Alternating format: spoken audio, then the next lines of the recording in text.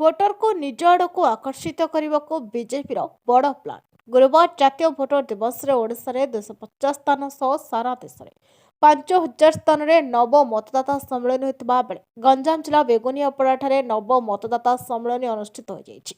नुआ भोटर को सह सीधा सड़क प्रधानमंत्री जोड़ी होता बेले एने सीधा प्रसारण कार्यक्रम में शह संख्यार युवा भोटर सामिल होता देखा मिली। बीजेपी नेता प्रताप नायक नेतृत्व में आयोजित उक्त कार्यक्रम में पूर्वतन पार्थ सांसद पार्थ अनिता शुभदर्शिनी पट्टनायक उपस्थित थिले। 2014-2019 नुआ भोटर मोदी पाखरे थिले। 2024 पुणी थे मोदी को प्रधानमंत्री भाव बाछिबा युववर्ग मध्य तत्परता उत्साह अच्छी। से दृष्टि युवा भोटर को दल में सामिल करने उद्देश्य कहते बीजेपी नेता प्रताप नायक।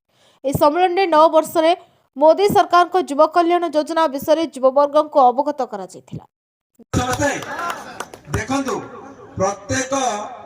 विषय पक्ष विभिन्न प्रकार कारण रही तेणु कारण टाक आम समझते बुझा पड़ो।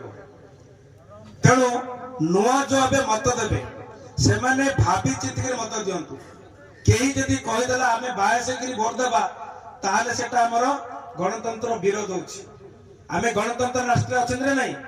हाँ भारत स्वाधीन देश से गणतंत्र गोटे 1 नंबर कहते भारत गोटे 1 नंबर गणतंत्र राष्ट्र देश।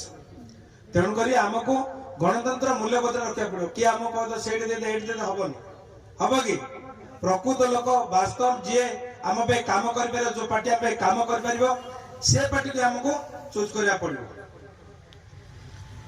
आज देखु भारतर अग्रगति नरेंद्र मोदी भूमिका केते दूर आम तार निर्वाचन रे कौन है नमिनी कहले माँ तुम परा ताकू हरई गल आसका से झोटा मोटू हारी गला।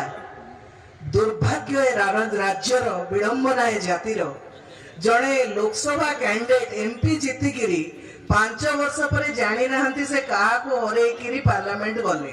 तेणु सी आस्का संसदीय क्षेत्र कथा लोकसभा रे जहाँ उपस्थापना करुवे आपण माने समस्ते अल्पे बहुत जानिले। द्वितीय कथा प्रताप भाई तो सब जिनस कहले निर्वाचनी नारा नरेंद्र मोदी कौन करिचंती न करिचंती। ए जो युव मतदाता माने हमर अछ सबुर परे मते गोटे कथा स्पष्ट कुह राजनीति को साइड रे रखिबा। नरेंद्र मोदी को जेतबेले आमे विश्वर प्लेटफॉर्म रे गंजाम जिला कोदळर कृष्णचंद्र पलाईंक रिपोर्ट नायवती टीवी।